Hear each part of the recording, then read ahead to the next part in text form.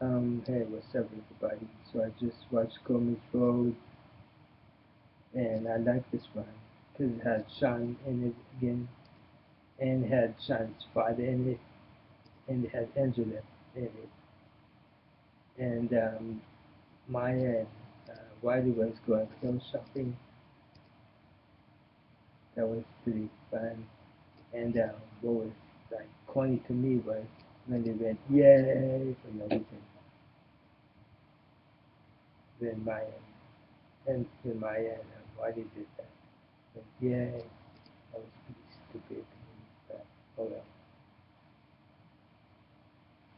And the part at the end was great when Shine's father showed up at the very end to give Shine dating advice to go out with his to go out with Maya's mom. It was pretty fun and touching. Thanks for